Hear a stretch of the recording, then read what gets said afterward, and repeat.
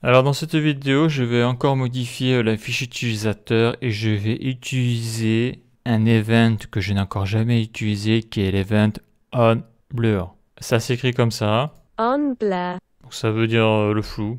Donc quel est l'intérêt de cet event? On va le voir là. Donc je clique sur modifier la fiche. Donc là tout est rempli. Imaginons que j'efface ce qu'il y a de l'input. Donc il y a écrit entrer votre nom. Que je quitte l'input. En cliquant à côté, on voit que la classe s'est activée, donc le contour est rouge et ce champ ne doit pas être vide. Donc ça c'est grâce à l'event onBlur. On voit aussi que le bouton envoyer il est grisé, donc je clique dessus, il ne se passe rien. Donc bien sûr je peux le faire sur un autre champ, par exemple ici, j'ai tout vidé. Donc là je suis dans l'input, je suis quelque part dans le focus, je quitte l'input, je quitte le focus de l'input en cliquant à côté et là c'est l'event onBlur qui s'active. Et voilà ce que ça fait. Donc là, je vais marquer test, je sors. Donc on voit que ça disparaît. Et là, je vais marquer test, je sors. On voit que l'information disparaît. Et on voit que le bouton envoyer est bien présent. Donc bien sûr, mon système que j'avais fait avant, alors, donc là, je vais supprimer la fiche. Créer un compte test 05, créer un compte se connecter. Le système que j'avais fait avant, quand je clique sur envoyer et que ça contrôle tous les inputs, là, ça marche toujours. C'est en plus. Donc là, je fais test. Là, j'écris test. Et là, j'écris test. Donc le gros intérêt, c'est que lorsque je tape du texte et lorsque je quitte l'input, l'avertissement disparaît. Sachant que mes champs ne sont pas contrôlés. Hein. J'ai utilisé des refs pour prendre les valeurs des champs. Je n'ai pas utilisé un state. Voilà, je quitte et c'est parti. Donc là, on voit que c'est un bug de mon application. Voilà, donc en tout cas, l'utilisateur, il suit ce qu'indiquent les champs. Je clique sur envoyer. Ça fonctionne. C'est surtout utile si la personne, je sais pas moi, vide tout ça là et elle voit que votre nom n'est pas mis, donc tu peux pas cliquer sur envoyer. Voilà. Donc c'est ce que l'on va voir dans cette vidéo. Utilisation de l'event onBlur. Donc si tu vas sur la documentation React, dans Static Event, donc tu as le guide de référence de tous les events que tu peux utiliser sur React. Donc il y en a un paquet. Donc les événements pris en charge, ils sont là. React normalise les événements pour qu'ils aient les mêmes propriétés dans tous les navigateurs. Les gestionnaires d'événements ci-dessous sont déclenchés par un événement durant la phase de propagation. Pour inscrire un gestionnaire d'événements pour la phase de capture, ajoutez le suffixe capture au nom de l'événement. Par exemple, vous utiliserez onClickCapture plutôt que onClick pour gérer l'événement de clic durant la phase de capture. Ok. Donc ça, c'est tous les events. Et moi, je vais utiliser l'événement de focus. C'est dans le focus. Événement de focus, donc dans les inputs. Hein. Donc tu as le onFocus, le onBlur. Le onBlur, c'est quand tu es dans l'input et que tu sors de l'input. Donc tu quittes le focus. Et le onFocus, c'est quand tu vas rentrer dans l'input, tu vas déclencher un événement. Et le onBlur, c'est quand tu quittes l'input que tu vas déclencher un événement. Donc dans le onFocus, de ce que j'ai compris, c'est quand tu enclenches un événement quand tu rentres dans le focus, dans le input. Et le onBlur, c'est lorsque tu quittes le input. C'est lorsque tu quittes le focus que l'événement est déclenché. Donc il y en a un à l'entrée et l'autre à la sortie. Donc ces événements de focus fonctionnent sur tous les éléments du DOM de React et pas uniquement sur les éléments du formulaire. Mais ils sont principalement utilisés dans les formulaires. D'ailleurs, on voit d'autres events, onChange. Bon, celui-là, on l'utilise tout le temps, le onSubmit. Après, il y en a d'autres, onInput, onInvalid, onReset. Donc tout ça, je ne connais pas. Voilà. Donc tout va se passer dans le composant Fiche User Display. Je vais l'ouvrir sur le côté. Je vais l'ouvrir à deux endroits. Voilà. Donc si je viens ici, j'actualise. Actuellement, le programme, c'est ça. Donc là, si je mets rien du tout, là, si je viens ici, on voit que rien ne s'affiche. Si je fais ça, on voit que rien ne s'affiche. Il faut que je clique sur envoyer pour avoir donc ces informations-là. Par contre, si je mets de la donnée, si je quitte l'input, on voit que ça reste présent. Là, c'est la même chose. Pour que ça disparaisse, il faut que je clique sur envoyer. Voilà, ça fonctionne, j'actualise. Tout est bon, il n'y a pas d'erreur. Donc là, je suis sur Fiche User Display. Je descends tout en bas. Donc ça, c'est l'affichage de base. Et ça, c'est lorsque je suis sur Modification. Donc là, j'ai mon input. Donc on voit le placeholder. On voit le nom input ref. Donc ça, c'est la donnée. Je la mets dans une ref. Type texte. Bon, la value, elle est ici. Ça, c'est pour l'afficher lorsqu'elle est présente. Donc là, j'ai le onChange change handler. Donc là, je vais rajouter un nouveau event qui est onBlur. Voilà, donc il faut que je fasse une fonction que je vais appeler blur handler. Donc c'est vrai qu'en anglais, ça veut dire flou. Le nom est bizarre. Donc je monte. D'ailleurs, je vais pas monter ici. Attends. Je vais rester ici. Je vais changer de page. Quoi, je vais prendre l'autre fichier, c'est le même. Voilà, donc ici, là, on a les contrôles input empty. C'est grâce à ça que j'affiche le petit message avertissement, parce que là, on le voit là. Ce champ ne doit pas être vide. Donc, lorsque state est à false, donc enter name is valid est à false, je le passe à true et j'affiche l'indication là. Donc, je descends. Là, j'avais fait une fonction pour pouvoir contrôler les champs. Donc, c'est grâce à ça là, que je contrôle mes champs et que j'ai le petit message d'avertissement si les champs sont vides. Voilà. Donc là, on a la condition pour changer la classe de l'input si l'input n'est pas valide. Tout à fait. Là, je contrôle si les inputs sont vides. Voilà. Donc, je vais faire... bon, ça, c'est ma modale. Donc, je vais faire ça ici. Donc, const, CTRL-V égale les parenthèses, la flèche, les accolades. Et là, je vais écrire console.log. Je suis dans Blur Handler. Donc là, je vais écrire... Lorsque je quitte l'input, contrôle si le champ est vide ou pas. Donc on va voir si ça fonctionne, le onBlur. Donc là, je l'ai mis pour le moment que sur l'input votre nom. On va commencer par lui déjà. Donc je clique sur modifier la fiche, je vide ici. Donc le onBlur, il est ici. Actuellement, j'ai sélectionné l'input. Donc lorsque je vais quitter l'input, on voit le curseur qui clignote dedans, l'event devrait se déclencher. Donc là, je clique à l'extérieur. On voit que je suis dans Blur Handler. Je recommence. Donc là, j'ai cliqué dedans. Je clique à l'extérieur. Donc j'ai bien déclenché l'event. Et juste pour la vidéo, si au lieu de mettre on blur, je mets on focus, ça va être l'inverse. Je vide. C'est lorsque je vais cliquer dans l'input que je vais déclencher l'event. On le voit là, je viens de cliquer dans l'input. Je viens de déclencher l'event. Alors lorsque je clique dans l'input, on voit que je déclenche l'event. Et si je clique à l'extérieur, il ne se passe rien. Je reclique dans l'input, on voit que ça déclenche l'event. Là, on est à 2 fois. Je clique à l'extérieur, il ne se passe rien. Donc, pour déclencher un event lorsque l'on clique à l'extérieur d'un input, c'est-à-dire lorsque l'on perd le focus de l'input, il faut utiliser le onBlur. Donc, je fais un CTRL Z, c'est celui-là qui m'intéresse. C'est celui-là qui m'intéresse. Je clique dans l'input, il ne se passe rien. Je sors de l'input, je contrôle la validité de l'input. Donc, ça, c'est bon. Ça fonctionne. Donc, après, il va falloir que j'aille récupérer justement la value qu'il y a dans l'input. Donc ça, c'est classique en JavaScript. Donc dedans, je rajoute dans la fonction, en paramètre dans la fonction, je rajoute l'event. Et si je fais un console.log de event, on va voir tout ce que je récupère. Donc si je clique dans l'input, il ne se passe rien. Si je clique à l'extérieur, voilà, j'ai l'event. Donc je récupère le nom. Alors je vais aller dans target, je récupère la value. Voilà, ça c'est intéressant. Je peux aussi récupérer l'ID, il me semble. Donc on peut récupérer un paquet de données. Voilà, l'ID il est ici. Last name. Ok. Donc là, qu'est-ce que je vais faire? Je vais faire console.log event.target.id. Donc l'ID c'est bien important parce que si je veux faire une condition, j'ai besoin de savoir que je suis dans l'input last name. Je suis bien dans l'input last name parce que les autres inputs n'ont pas le même nom. Donc ça ne sera pas forcément les mêmes contrôles. Donc je reviens ici, je vide tout, je clique dans l'input, je sors. Donc j'ai bien récupéré last name. J'ai bien récupéré l'ID et par contre je vais aussi récupérer sa value. Donc console.log event.target.value. Donc là maintenant je vais avoir toutes les données utiles. Donc je vide, je clique dans l'input, je sors. Donc là on voit que j'ai récupéré le nom et la value. Donc maintenant imaginons que je vais récupérer ce qu'il y a dans le prénom. Là je vais écrire prénom. Ok. Donc là si je clique à l'extérieur il ne se passe rien parce que je n'ai pas mis l'event. Donc qu'est-ce que je fais là? Je vais y mettre l'event là. Je sélectionne onBlur. CTRL-C, donc je sélectionne ça et je vais le mettre sur le prénom. Là. Je vais ici CTRL-V. Donc là, théoriquement, si je vide, si je clique sur le prénom et si je sors, voilà, je récupère le first name. Si je vais ici dans le nom, si je sors, je récupère le name. Donc là, je récupère la donnée de chacun de mes inputs. Donc ça, c'est cool. Bon, après, j'ai envie de dire, tant que je suis ici, je peux le mettre aux autres. Hein. Donc je vais le mettre sur l'âge. Non, l'âge, je le mets pas. Je vais le mettre sur... le job et je vais le mettre sur la bio. Ouais, parce que là je ne l'ai pas encore fait, je sais pas si je le ferai, on verra ultérieurement. Donc ça c'est bon. Donc si je clique ici, je sors, je récupère bien le job. Si je clique ici, je sors, je récupère bien la bio. Donc là je récupère la donnée. Donc une fois que tu as récupéré la donnée, tu vas pouvoir la traiter. Donc comme j'ai plusieurs inputs à faire, je vais faire ce que j'avais fait ici. Et je vais faire une fonction. Et cette fonction, je vais l'appeler 4 fois. Bon là je vais la faire direct parce que c'est une fonction basique. Hein. Vraiment moi pour le moment sur les fonctions je suis assez basique. Donc la fonction je vais l'appeler warning blur. Voilà, donc c'est l'avertissement que tu as lorsque tu cliques input. Donc il faudrait y mettre un paramètre.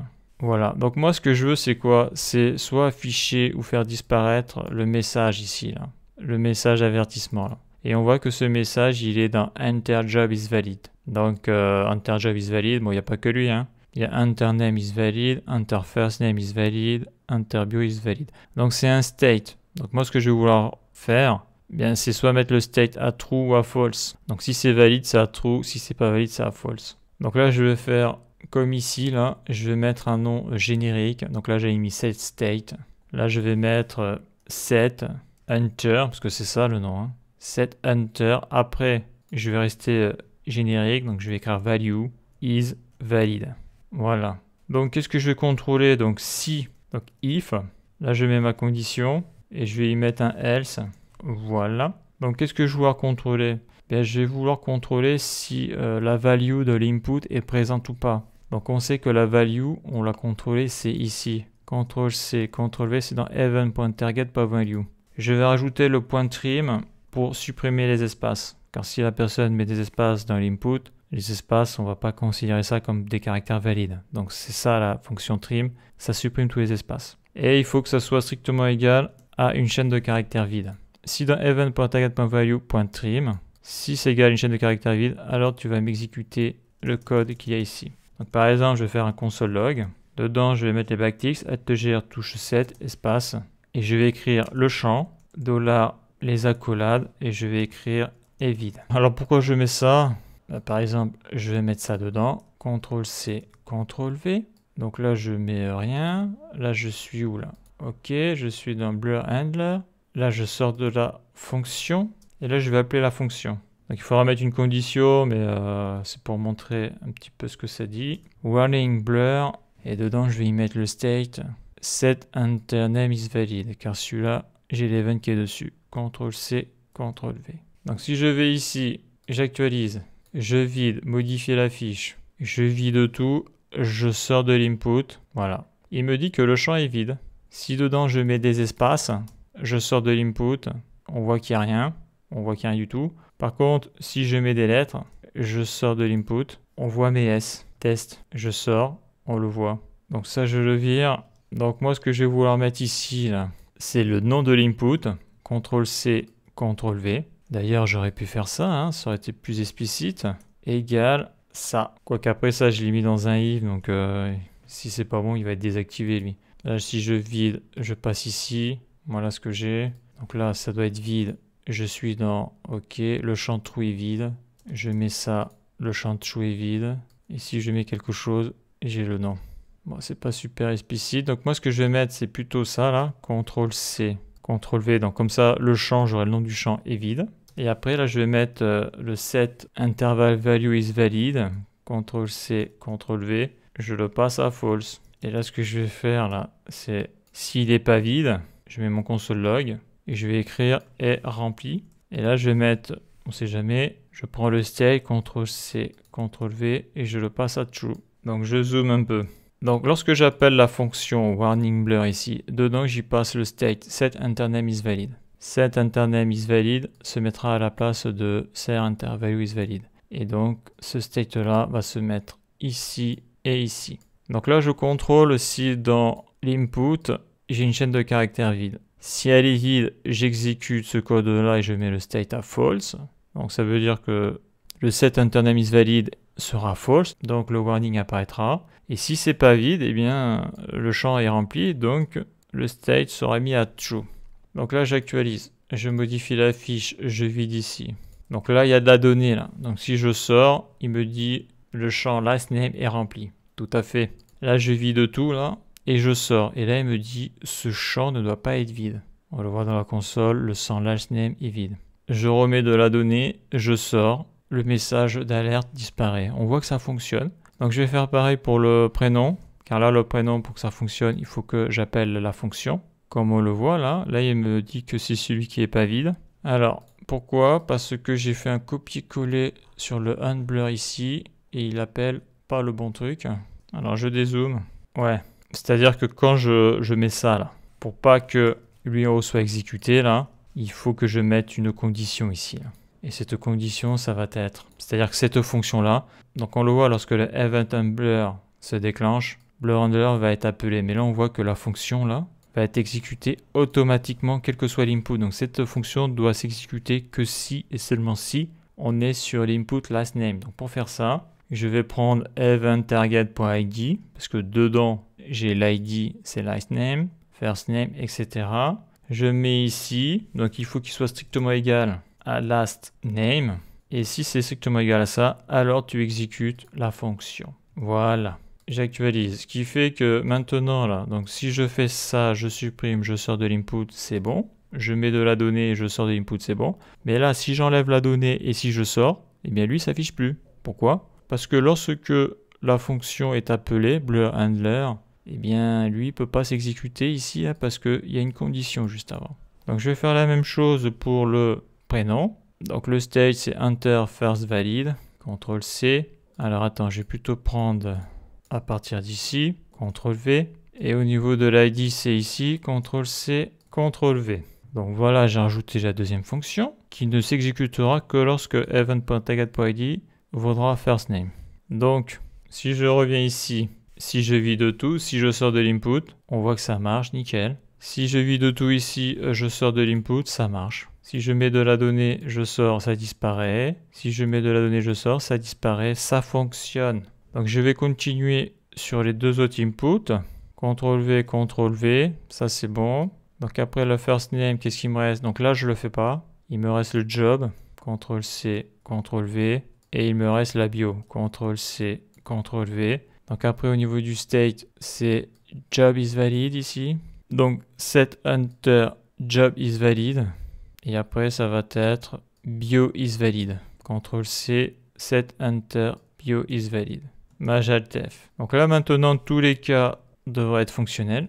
Donc là si je supprime de la donnée, je sors. On voit que ce champ ne doit pas être vide. Je mets de la donnée. Et là la même chose, je vire la donnée, je sors. On voit l'avertissement. On voit que tout est bon. Donc là maintenant ce que je vais rajouter, c'est que lorsque c'est pas bon ici là, je vais désactiver le bouton envoyer. Bon, bien sûr, si j'appuie sur envoyer, là, ça marche pas, là.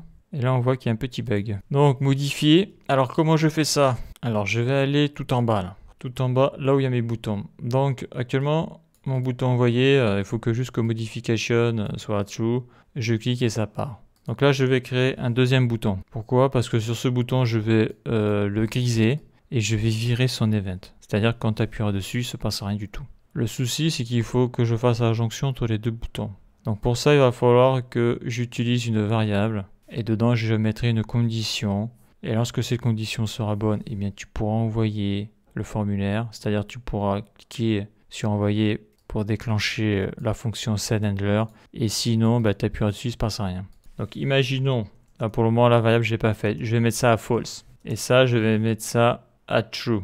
Là, la variable, il faut que je la fasse. Hein. Donc là, ça veut dire quoi ça? Ça veut dire que là, j'ai supprimé l'event.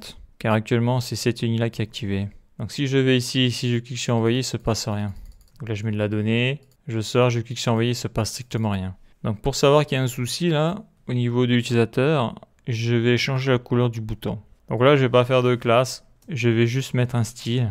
Je mets les accolades et après, je vais mettre la propriété background, deux points, et je vais mettre ça à gris, gray. Donc là, je viens ici et on voit que ça ne marche pas. Pourquoi ça ne marche pas? Donc là, je fais du style inline. Hein. Mais là, ici, button, ce n'est pas un élément, c'est un composant. Donc quand je marque style ici, en réalité, je mets une props qui s'appelle style. Donc là, on voit que j'avais mis class name dans mon button, mais je n'avais pas mis le style. Donc je vais le rajouter. Donc je clique ici, je me mets là. Je vais sur UI, je vais sur button. Voilà, là, j'ai mon bouton. Donc on le voit au niveau des props, j'ai class name, mais je n'ai pas de style. Donc ici, je vais rajouter le style égal. J'ouvre les accolades. Dedans, je vais y mettre props.style. Et s'il n'y a pas de style, donc je mettrai où? Je mettrai nul. Et donc, c'est la classe qui devrait gagner. Donc, voilà la modification que j'ai mis sur mon bouton, sur mon composant button. Composant réutilisable. Je le ferme. Donc, si je vais de l'autre côté, ce style devrait être pris en compte. Et j'actualise. Modifier la fiche. Je sors. Je clique dessus. Ouais, c'est pas pris en compte. Voilà, pourquoi? Parce qu'il y a une faute, c'est style avec un L. Ça marcherait mieux comme ça. Et oui, la props s'appelle style, donc c'est sûr que si ça correspond pas, ça va pas le faire. Faute de typographie. Je reviens, donc là on voit que le bouton est grisé, donc je clique dessus, il se passe rien. Si je clique ici, je sors, on voit qu'il est toujours gris. Pourquoi? Parce que, eh bien, il faut que, quand c'est bon ici, il faut que je passe ça à false et que je passe ça à true. Et là, le bouton devient vert. Donc là, il faut faire la condition. Donc la variable, je vais l'appeler display button send. Donc si elle est à true, t'affiches ça. Donc si ici elle est à true, ici elle sera false. Et donc là, j'utilise l'opérateur not pour inverser. Donc si ici c'est true, ça sera false. Et si c'est false, ça sera true. Donc là, CTRL C. Donc la condition, elle va être simple. Hein. Il va falloir, je l'ai déjà mise en plus cette condition là. Il va falloir que, alors elle est où? Elle est ici. Tout ça là, il faudra que tout ça là, ça soit à true. Alors attends, je vais la mettre où là? Fonction input, le custom hook. Ah, là, je vais la mettre ici. Donc const, CTRL V égale. Et si je mets tout ça dedans, CTRL C, CTRL V, Majaltef. Alors je vais écrire pour gérer le on blur des inputs. Donc je sélectionne ma condition. CTRL C. Alors ouais, non, ça, c'est pas bon ça. Ça, je le vire ça. Ça, c'est quand j'appuie sur le bouton envoyer. Non, moi ce que je veux contrôler, c'est juste les inputs. Donc ça, CTRL C, Majaltef. Donc ça, c'est bon. Donc je reviens ici. Donc la condition est là, super. Est-ce que ça fonctionne? J'actualise. Modifier la fiche. Donc là, si je vire ça, là, je sors. On voit que j'ai bien le champ qui s'affiche et on voit que le bouton est grisé. Super. Je peux faire la même chose avec celui-là. Hein. Je sors. Voilà. Je peux faire la même chose avec celui-là. Je suis rentré, je suis sorti. Et celui-là, bon, si je rentre, si je sors, il ne se passe rien. Il faut que je vire la donnée. Je sors, ça fonctionne. Donc là, je mets de la donnée. Test. Je sors, on voit que ça disparaît. Le bouton est toujours gris. Test. Ça disparaît. Donc là, je mets de la donnée. Je sors, ça disparaît. Test. On voit que si je sors, ça disparaît. Et on voit que le bouton est vert. Donc le moment de vérité, je clique sur envoyer. Magique! Ça marche. Super. Donc si je vais sur accueil, est-ce que j'ai pas cassé le site? Parce que c'est toujours ça le problème. Hein. Tu crois que ça marche, puis en réalité, ça marche pas. Hein. Donc je fais des modifs, ça marche. Je peux supprimer. Ça se réactualise. Je peux voter. Je peux modifier, je peux supprimer, super. Si je me déconnecte, j'ai pas de boucle infinie. Si j'actualise, j'ai pas de boucle infinie. Si je me connecte, c'est bon. J'actualise, pas de boucle. Si je supprime la fiche, ouais, ça marche. J'actualise, pas de boucle infinie, super. Je crée un compte. Le mot de passe, créer un compte. Je me connecte. Si je clique sur envoyer, il me dit modifier la valeur d'un champ. Je modifie la valeur d'un champ, je clique sur envoyer. Ok. Donc là, par contre, je pense que quand je vais finir de remplir le texte, il va partir automatiquement. Je sors. Ouais.